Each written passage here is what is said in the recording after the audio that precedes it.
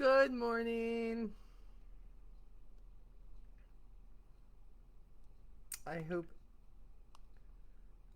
I hope you all are doing well. Is it hot and crazy at your place? I know some people are seeing hurricanes, which is crazy, right? My goodness. Crazy hurricanes, I believe in Texas and all down there. Hopefully not as bad as I thought it could be. And the rest of us, it's just hot. Just hot. Just hot, hot, hot, hot, hot. That's what it is. Hot. So, yeah. So here we are. It's Tuesday. I am sorry that I could not be with you guys last Tuesday. And I forgot to put that I wasn't going to be. Lee and I had to go to West Virginia and attend the funeral for Lee's cousin Nancy. Um, so we got through that by the grace of God, and I was able to fellowship with family a little bit, that kind of stuff. And so I'm back. I'm back today, and hopefully, we will not be shadow banded by the great Facebook, because you know that can happen, right? You know it can happen. Because sometimes they just don't like it when I talk about truth and when I talk about life and when I talk about Jesus and when I start saying, Jesus, take the wheel. Facebook don't like it. So it's all right. It's all right. It's all going to go on YouTube anyway. So if you're here, I hope you'll say hi. Don't be a stalker. Don't be a stalker. Stalkers aren't cool. Can I just tell? It's not cool. Need to be out there, say hello. If you're having a bad morning, it's okay to say you're having a bad morning. I have bad mornings too. It's all right. You're allowed. You are. Sometimes life sucks. It does. Sometimes life is sad. It does. Sometimes you make your shakes way too thick and they're like a frosty. And you didn't mean to, but you put frozen bananas. My husband has told me this time and time again. I cannot believe that it did not hit me that when you put frozen bananas in your protein shake, right? Oh my goodness. You do not need ice, Molly, or you will have a frosty. Which isn't bad if I'm eating it with a spoon, but I'm watching the thickness. Oh, there are people. Hi, Nita. Hi, Sharon. Hi, Karen. So yeah, that's it. Mm-hmm. I'm having a mocha tonic, protein, mocha protein shake, but it's really a frosty. But it's good for you, unlike the regular Frosties, right? I still love me some regular Frosties, so let's not judge, right? Oh, Nita, you were looking for me last week. I know. I was halfway up the road that morning to West Virginia, and it just didn't gear with my gears. That it was Tuesday, and I said, oh, I did not put anything out that I would not be there this Tuesday. So, my apologies. Thank you, baby. That I did not do that. But hey, it's always good to be missed. I'm glad that you were looking for me. That is a good thing. Um, I feel like the chapter this week, which technically should have been for last week, I feel like it really hits for a lot of people. I've had a lot of private conversations with people over the last week. There's been a lot of heaviness for people for all different reasons. Um, and when I turned to what the chapter was supposed to be about this week, and it says, when God gives you more than you can handle, it took me back to what we talked about before. You remember I talked about, was it the 2 weeks ago? Please don't give me a Christian answer, right? So funny. When people go, oh, it's God's will, or oh, um, like you're supposed to like everything in life that happens to you, right? So yeah, thanks, Nita. I appreciate that. That was a hard one. Nancy was young, and yeah, it just shouldn't have been.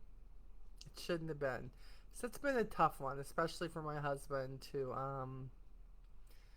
get by. But every day, you know what? I have to believe that when God allows something, you know what? Somewhere down the road, you hope that something is going to come out of it that will help somebody. I don't know what that looks like yet, to be quite honest, but that's what I'm hoping for. It took me years with my mama to see what in the world God could possibly make out of that. And even though I would probably give it all back to have my mama here now, the point is he always seems to use stuff for his glory and to help us be better. And boy, am I happy that he always gives me the opportunity to try to be better. Because sometimes I'm not better, Nita. I need you to know. I've had a couple of instances this morning where I've already wanted to throat punch people. I know I'm here to talk about Jesus, but can I just say that? I mean, honestly, like my cousin got me a shirt that is so me for all of you who've been following me for a long time that absolutely says, and I almost wore it, but I thought, no, it's feeling too like in my face. It says, today feels like a throat punch kind of day. Or I know it says it's a throat punch kind of day. That's what it says. Baby, let me tell you, sometimes it just feel that way. You know, I mean, I never act on it, but you know, do you ever like imagine yourself just like boom, like just like that? I, I know. I'm like, forgive me, Lord. Forgive me, Lord. I should not be. I should not. You know, but Jesus take the wheel, right? Jesus take the wheel. So here I am. And when I turn to this and it says, when God gives you more than you can handle. Because, look, I have been guilty of saying this in years past, not so much now, because I think God kept saying, you keep saying that. You keep saying that. I'm going to teach you something else. You keep saying that, all right? But have you ever had people, or have you ever said yourself, God will never give you more than you can handle? Have you? Think about that. I just think it's been a saying for probably decades, right? That everybody says that, especially if you're a Bible believing, you know. Just saying. I just think that that's not necessarily, I don't think that's necessarily true that God doesn't give you more than you can handle. And let me tell you why. First of all, the verse that comes with this is from 2 Corinthians 1:9. It says, indeed, we felt we had received the sentence of death. But this happened that we might not rely on ourselves, but on God who raises the dead. Hey, staff, I see you sneaking in there. This is what I believe. I believe God allows whatever it is that's piling up on us. But it's not, I think how we look at it, you know, people, God will never give you more than you can handle. Let me tell you what the key is here. It's not about what you can handle. It's about the fact, are you going to give it to God and let him handle it? And if you are a control freak like me, you know I'm always calling myself out, right? If you are a control freak like me, the last thing you want to do is give up anything to anybody else, especially God. And I'm here to tell you, I struggle with this one. I always feel like I can find the answer. I always feel like I can get through it myself. I always feel like I got this. God has given me what I need to get through this, you know? But sometimes all that's needed is just for you to say, God, I can't. I'm here to do my part. I want to be in your presence and do the right thing. But God, you're going to have to take this one and you're going to have to deal with it. I have had to do that a lot in the last year of my life. I have had to, sometimes you think you're making wrong decisions. Sometimes you're being judged like 100 million times. Sometimes you feel like um, that you just don't understand why every time you turn around, there is something else on your plate. I I have felt that way a lot. Or I don't want to make that adult decision. I don't want to make a decision that can make people unhappy with me. I don't want to do something that might be better for me because you don't want to do it. You don't want to do it. 100% you don't want to do it because you may not like the feedback or the slapback that you'll get for something that may not be crowd approved. Have you ever done something in life that's not crowd approved, or have you always just flown with, let me just flow with the flow. I don't want to create any waves. I got to tell you something. I used to be that person, and in the last probably 5 to 10 years, I have become quite the wave maker, okay? Disagreeing with stuff that maybe companies I'm with are doing, and putting it out there and saying it doesn't mean that they can't do it. It just simply means that I've got to figure out a way around it or how I'm going to make it work. But that doesn't mean that I have to say that I agree, right? Um, or maybe somebody in my family does something, says something, treats somebody a certain way, and I'm like, well, don't ask me if you don't want the truth because I'm going to tell you. And let me tell you something about me. If I say it in private, I will say it in public. So don't ever think that what you hear that I might have said, if I really said it, whether I said it to somebody in a private session or somebody comes up and goes, hey, did you say that? I'll be the person that says, I get you're not happy with that, but you daggone right I said it. 100% I said it. Because I am definitely a person who says, do not talk smack if you are not willing to stand behind your smack. And if what you're doing, if you feel like it's truth, that's great. Let it be your truth. It doesn't mean you're right just because it's your truth. It doesn't necessarily mean that it's truth. But what I am going to tell you is that all these people who get behind their keyboards and want to tell people how to live their life and want to tell people what they should or shouldn't do, or they want to call them out for one thing or another, if these people were in your face, 90% of them would never do it. Social media has made people such bullies, and they think it's made them brave. It has not made them brave. If anything, it's made them more cowardly because they haven't changed who they really are. They just talk a whole lot of smack in private. The point is, ask me. Now, you can't be mad if you hear me say something. You can't be mad if you haven't asked me.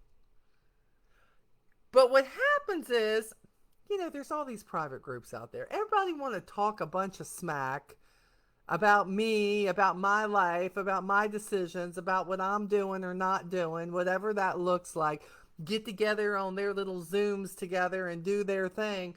But do you realize that not one of those people have ever come to me to say, hey, Molly, can I just ask why?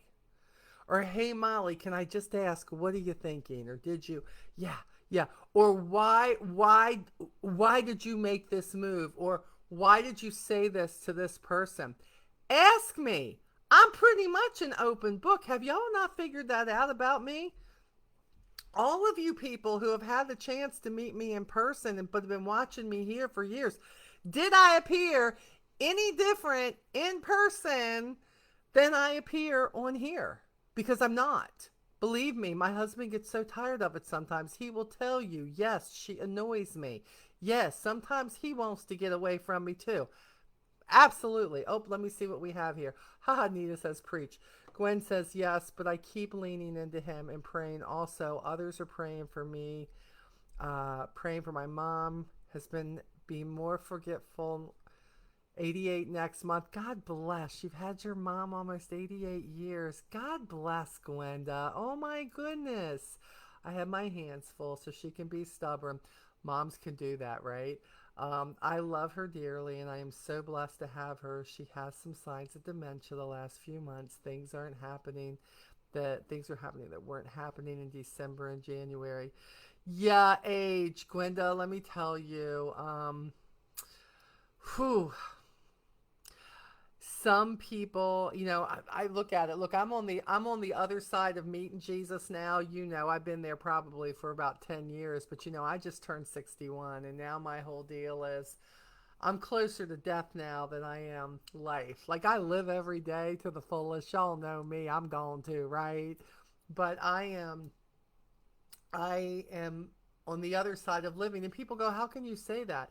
Your mom died at 44." Yeah, my mom did die at 44, but that is not the norm. I feel like that once you hit over that 50, 55 year, you're on the other side of like you're going to have less time here than you had previously. I'm okay with that. I'm okay with that because what I'm hoping is that God will give me the opportunity to live my best years now with all the knowledge from all the mistakes that I have made in my life, whether that's personal, whether that's in my relationships, whether that's in my businesses, no matter what it looks like, right? How I take care of myself, how I respond to others, how I let other people respond to me, whatever that looks like. God has invested so many experiences in me. Some I've handled right, a lot I've handled wrong. But because I think I learned more from the wrong ones than I did the right ones. That's truth. That's truth right there. It's like anything that has impacted me badly, I am not the person who's going to go relive that a time and time and time again because when I learn from it, I'm like, we ain't going back here. We ain't going back here. We ain't doing that. And if you're somebody who just goes back and repeats it and keeps going back, it's kind of like you go to this cage and this rabid animal bites you, and you have to get all these shots and all these treatments and this and that, right? Now you're gonna do that. You're gonna go back to the same rabid cage, thinking it's not gonna bite you. That you're not gonna have the same outcome. But you go again. You want to try to pet it, and it bites you again. I mean, I'm just asking, like, why you do that? Why you keep doing the same stuff? I mean, I can remember the one time, was it Earl or was it Anthony? I think it was Anthony that walked up before they had, the stoves that you can touch them on the outside, right? That kind of thing. Where now you can touch that outside door and they've got all these safety precautions. I think it was Earl because it was before we lived in Marlton, and I can remember that he touched the stove and it was hot, and I had been telling him no, no, no, no, no, um, and telling him it was hot, it was hot, it was hot, and then the one time he finally did, and I missed him going towards it, and he touched it, and oh, he cried, and he was only on there a second, and I remember, taking the ice and taking the cloth and wrapping that up and looking at that stove saying, hot, hot. Like, you don't want them touching it when it's cold. You don't want them touching it when it's hot. He should know that is off limits, right? Um, I never had to tell Earl a second time after he burnt himself to stay away from that stove. He was only about 2 years old, but let me tell you what he knew. Every time he walked in that kitchen, and when he walked in my kitchen, the stove was the first thing you walk near, he would say, hot, hot, hot, mama, hot, mama, hot, hot, hot, hot. He knew. He was a learner, and I thought, yep, that is a good thing. I will not have to worry about him with that 100%. We're not always that way in life. Relationships, somebody hurts us, somebody puts their hands on us, they apologize, they tell you how much they love you, they buy you flowers, they buy you jewelry, And somehow or other, all of that makes you feel like they'll never do it again. They'll never disrespect you. Maybe there's somebody who hurts you with words, whatever that looks like. And they say, I'm sorry, and they spend money on you, or they suddenly are loving, and you're craving that so badly, you think it's never going to happen until the next time, until it happens again.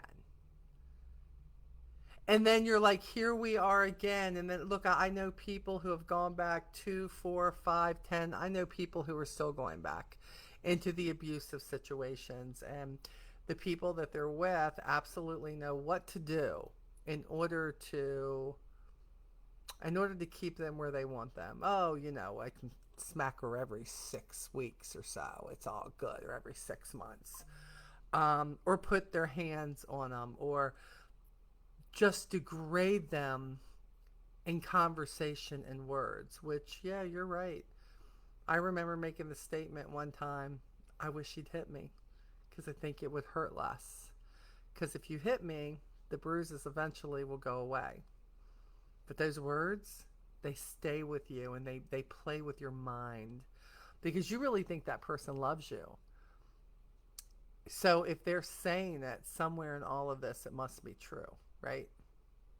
That's not right, but that's what you think, and I get it because I've been there. I've been there. But, God giving you or can't give you more than you handle. Well, they tell you what, we're going to read today absolutely has something in it that says sometimes what you are given, what comes in to your path by yourself, it is too much to handle.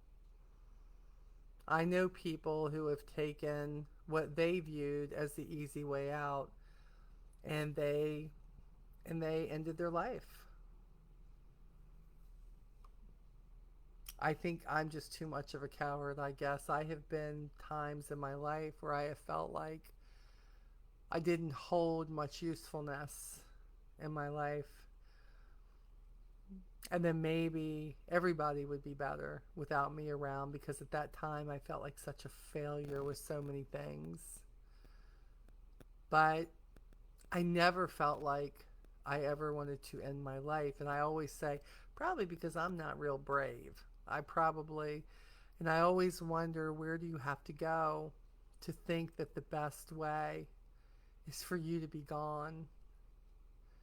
And then I watch all the bullying and all the stories that I read, especially through our young people, and them telling people that the world is a better place if they weren't in it. Do you know, I don't ever remember one time telling anybody, even people who I know did not like me, I don't remember them ever telling me that they wished I was gone, that they wished I was dead, that I would be better off. I don't know what's happened to this society of what parents are allowing, because let me be clear, that is where it starts. You can blame the schools, you can blame friends, you can blame whatever you want to, but mama and daddies, let me tell you right now, if you do not take hold of what you can take hold of, and you do not show them what is tolerated and what will not be tolerated as long as they are a part of your household, you will have one of those people. How many of these parents said, there's no way there's no way my kid was involved in that. There's no way my kid did that.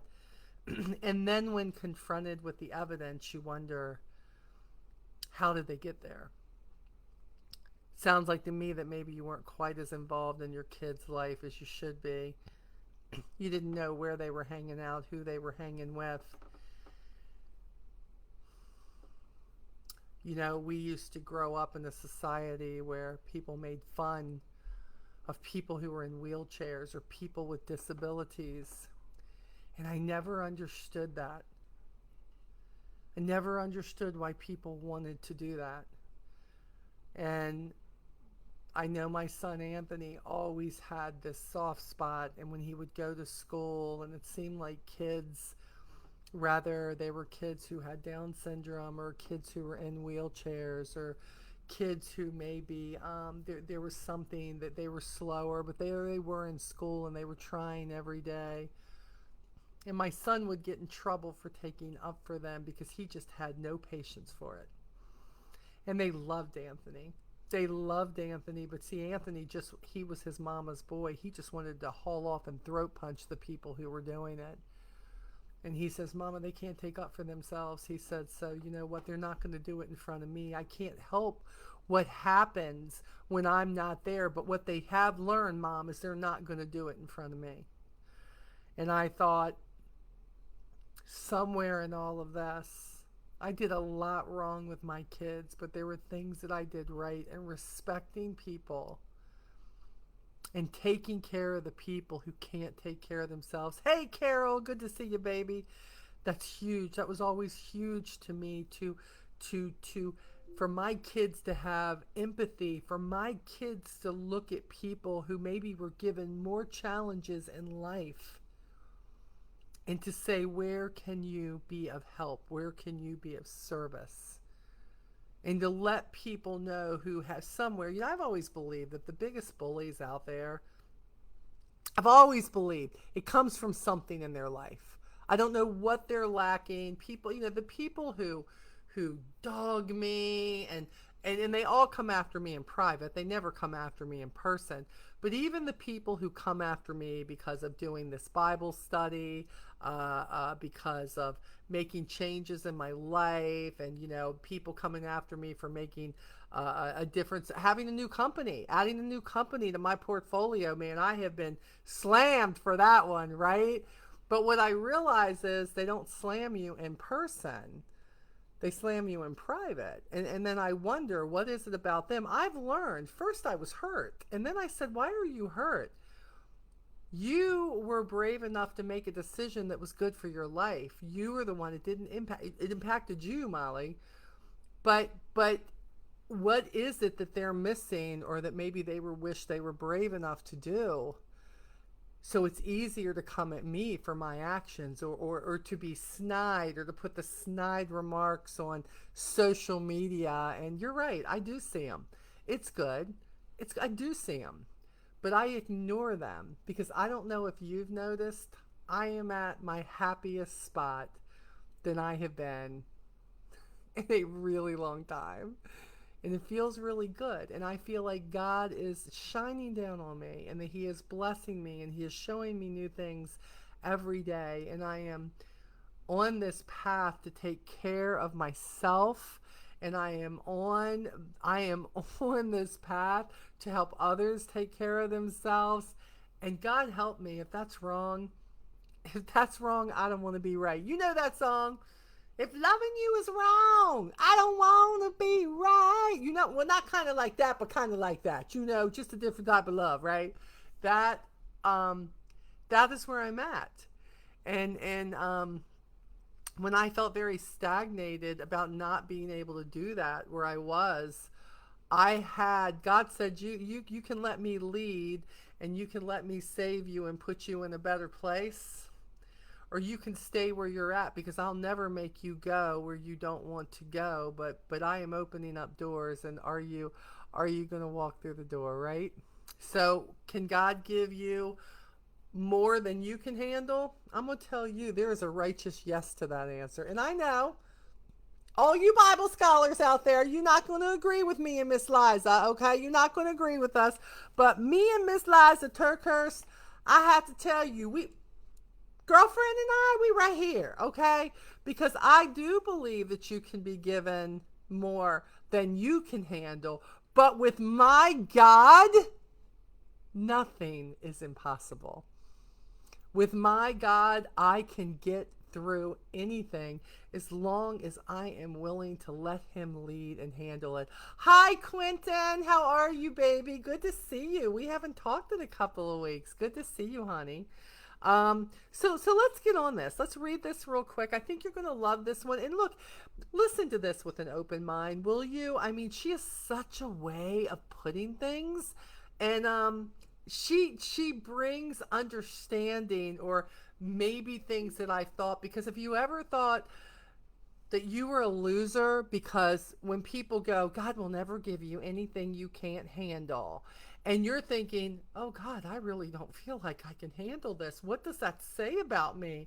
What is going on? You don't understand. I can't stand the abuse, the backbiting. I can't stand the fact that I don't know how my bills are going to get paid. I can't stand this. I can't stand that. I don't think I can handle it. So what does that mean? Does that mean I'm out of God's grace? Does it mean I'm out of his goodness? What does this mean? And why would God do this to me? Listen. Listen to this. Take a breath. Take a breath, and just for the next 5 minutes, listen. Listen to what she has to say or what she's sharing, and it might give you a little bit of a perspective here.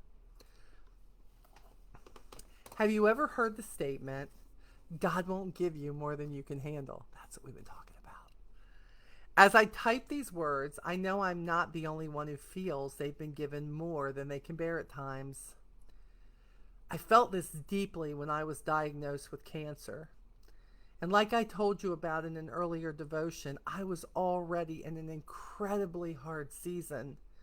It felt like some sort of awful mistake. I had no family history of breast cancer. I was youngish and healthy, and yet there I was thinking, God, this definitely feels like more than I can handle. God does say he won't allow us to be tempted beyond what we can bear, and that he always provides a way out. But that's not the same as God not giving us more than we can handle. God didn't cause my cancer, but he did allow it. And he sometimes will allow more and more. The world is filled with people who are dealt more than they themselves can possibly handle.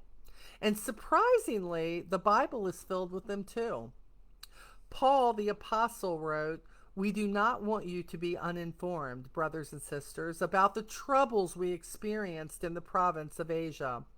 We were under great pressure, far beyond our ability to endure, so that we despaired of life itself. Indeed, we felt we had received the sentence of death. But this happened that we might not rely on ourselves, but rely on God, who raised the dead." I mean, if the God who raised the dead can't handle it, who can? No, God doesn't expect us to handle this. He wants us to hand this over to him. He doesn't want us to rally more on our own strength. He wants us to rely solely on his strength. If we keep walking around thinking God won't give us more than we can handle, we set ourselves up to be suspicious of a God that we are supposed to trust and love. We know we're facing things that are too much for us. After my diagnosis, I had some really difficult days. I needed God to show me his perspective so I could set my perspective. But it didn't come right away. And that frustrated me to the core. I was filled with fear and questions like, why this? Why now? Why me? The story I started telling myself was that life would never get any better. That self-talk, it'll bring us down every time. But thinking about everything I didn't know wasn't getting me anywhere. So I started listing things I did know. And the main thing I did know, I know God is good. I didn't know the details of God's good plan, but I could make his goodness the starting place to renew my perspective. So now, let me tell you the story of the recent events in my life, using God's goodness as the central theme. Had things not blown up in my marriage a few months beforehand, I never would have hit the pause button on life to go get a mammogram. But because I had a mammogram at that exact time when life was falling apart because my marriage was falling apart, the doctors caught a cancer that needed to be caught. And because they caught a cancer that needed to be caught, I had every fighting chance to beat the cancer. By God's grace, I am living today cancer free. I am so thankful and relieved and deeply moved by all the prayers that carried me through that season. So today, if you find yourself with something in front of you that feels like more than you can handle, please know I am praying for you. I am praying for you as you battle through tough stuff. Whether your situation is cancer or not, we all have circumstances that feel impossibly hard. You see, we're all living out a story, but then there's the story we tell ourselves. We just need to make sure we're telling ourselves the right story. Yes, God will give us more than we can handle, but He always has eventual good in mind. We don't have to like it, but maybe knowing this can help us live through it. She says, God, I'm choosing to hand over to you today all the things I don't understand. Not some of the things, all the things that I don't understand. It feels overwhelming, and I am declaring your goodness over each of these situations today. Intercept the stories I'm telling myself that don't line up with this truth, God. Please keep me on track. That should be our prayer. That when we start having a conversation with ourselves that is telling us how we're not handling it and what we want to happen and how this is not good, we need to stop and we need to think, I need to give this to God. I need to let God lead me through this because I can't see the full story. See, sometimes, guys, all we see are the cliff notes of the story. We don't see the whole story. We don't see what needs to be different. We don't see what the outcome is. You ever wonder where that saying comes from, that hindsight's 2020? Because as we go through the hard stuff in our life, we don't always see then how that's going to help us in our future.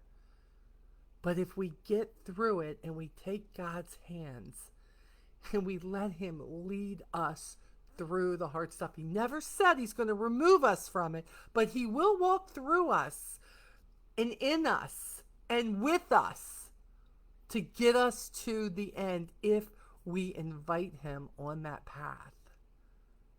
And when that happens, you are going to be able to look back eventually and go, ah, I see now. 61 years for me of looking back through hardships, wrong decisions, people dying, people not being where I wanted them in my life, and people who should have chosen to be in my life and were not. Wondering why I had to work so hard, and to some people it came so easy. Wondering why I still treated people good who were treating me bad. Wondering why I had this need to love people even though it was evident that they only loved me when I was where they wanted me, in a moment where they wanted me, when I was doing and saying the things that they wanted me to do. Little did I know that when I grabbed God's hand through all of that and said, I don't know what to do with this. I'm so tired. I'm so scared. I feel like I'm at the end here. I don't feel like I can do anything right. And, He said, Molly, stop it. Be still. Be still and know that I am going to walk you through it. He never said to me once, but Molly, I'm not going to give you anything you can't handle. He said, you can handle anything with me, Molly. When you make me the center of everything, good, bad, and indifferent, that I am there with you, I will calm every storm in your life eventually. I will walk you through the fire. I will walk you through the deep water. I will get you through the thunder and lightning. That doesn't mean you're not going to be scared. It's not going to mean that sometimes it's not going to hurt.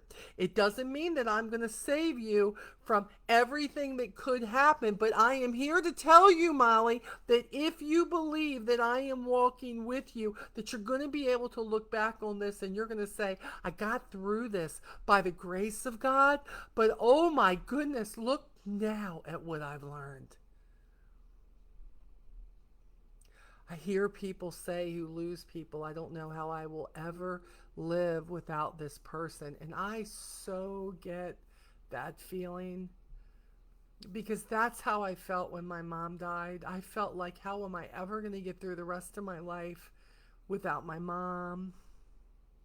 I remember thinking in business when Ray Penn died, I remember thinking, how am I ever going to go through? How am I ever going to reach success without him being a part of it? And in all of those moments, I did not know that what these people had already instilled in me was going to be used for the better. And it was going to help me stand on my own. And it was going to get me out of a world of hardship eventually when I became brave enough to give it to God and say, please show me where to go in all of this. And I'm not telling you I didn't trip myself up. And I'm not telling you that sometimes I didn't make the right decisions. But do you know the person who never left me? God. He was like, I could see him sometimes looking at me going, how smart was that, Molly? Just come on now. I mean, I was trying to direct you, girl, but you took stage right, and I thought we were going straight, and here we are. Would you like a hand? Can I help you stand back up? I mean, can I help you, girl? Yeah. Oh, yeah. God's never had to slap my hand. You know why? Because he's always shown me where I need to slap my own hand and get back up and not touch that hot stove again. And if you don't understand that one, you missed the first part of the story. It's okay. Go back. Oh, hey, Rosie. Oh, I see some other people. Hi, Paula. Good to see you. Oh, good. I'm so glad so many more of you have jumped on. So look, guys. Don't hear this. Look, you need to stop. Even if people look and look, listen. Don't jump on the people who say that to you. You know, some people say stuff just because they've heard that their whole life. When somebody goes, "Girl, don't you worry about it. God ain't gonna give you more than you can handle." Don't jump on them, okay? I think it's okay to say with love, I'm not so sure if that's true, but I know that with him, I can handle anything that comes my way. He never promised easy, but with him, can get through just about anything. Do you know how I know that? I'm still here. Amid 61 years, but definitely amidst the last year or so of my life. It hasn't always been easy. But you know what? I'm still here and I'm better for it. And I keep learning and I keep those doors open. And I just keep reaching for his hand. And yes, I'm the person who's known to let go of his hand. But he always has it extended. Always. He's just waiting for me to grab a hold of it. Eventually, you're going to get tired of trying to do all this by yourself. And you're going to want to grab on to something that is much greater than you, much bigger than you, and that loves you no matter what. And when you choose that and quit thinking that he's punishing you or that he's just heaping stuff up on you, why would God do that to me? God ain't doing that to you. He's allowing it. He ain't doing it. But he promises with the invitation that he will walk with you through every step of that when you ask him to.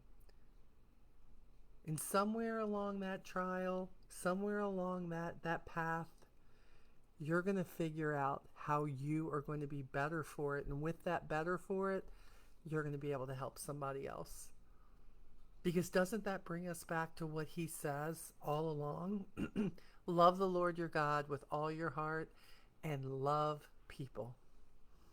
And when you can help people get through things that they don't think that they'll get through, or you give them that word that they need to hear, you have just loved people. It's about more than a hug.